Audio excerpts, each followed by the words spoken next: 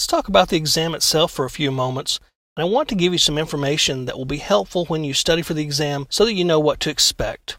Now, the official name of the exam itself is Certified Ethical Hacker V8, and you'll see it with the little tagline of ANSI afterwards. And there's a little bit of a history to that. Previously, the Certified Ethical Hacker exam was developed by EC Council, and recently they've become ANSI certified, and ANSI certification brings about a little bit of changes when you have a certification exam that you're developing and putting out to the world.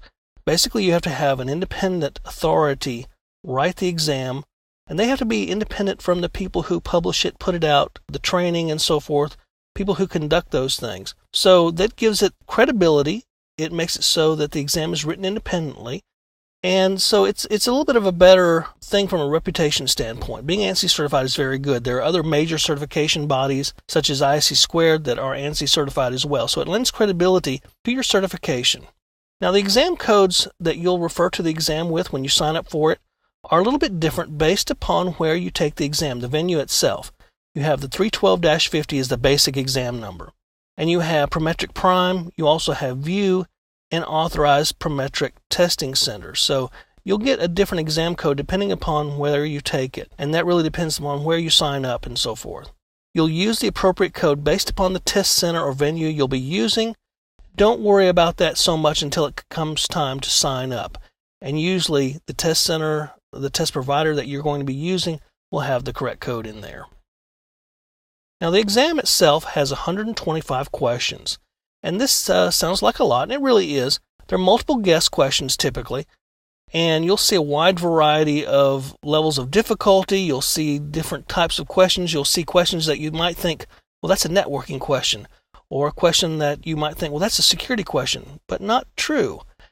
All of these questions that you're going to have relate in some way to how you would use ethical hacking tools and techniques. Now, it's true that you have to have networking knowledge and security knowledge and programming knowledge to help you master the fundamentals of the tools and techniques that you'll need for the exam and for real life. So some of these questions may seem like they're networking specific questions, but they're really not. Now, your passing score is 70%, and if you do the math on that, that's 87.5 questions. And of course, you're not going to answer half a question correctly. So 88 questions is what you've got to answer correctly. Now, of course, we want you to answer all of them correctly. So that's what our goal is, to take you through this course and have you be able to answer these questions correctly and pass the exam with a very good score. You have 4 hours to take the exam, not a minute more.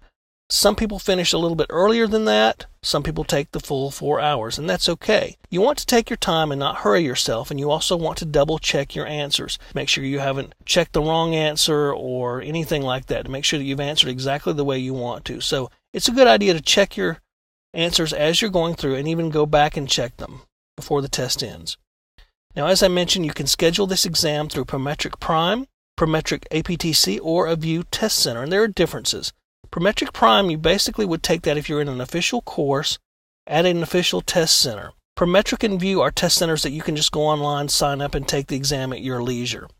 So more about that later, but where you take the exam depends upon what kind of test voucher you'll need, how you'll pay, and what the exam code will be. So understand that. So when you pick a test center, basically you want to pick one that's close to you, and it could be a Prometric or a VIEW, but there are different procedures for both.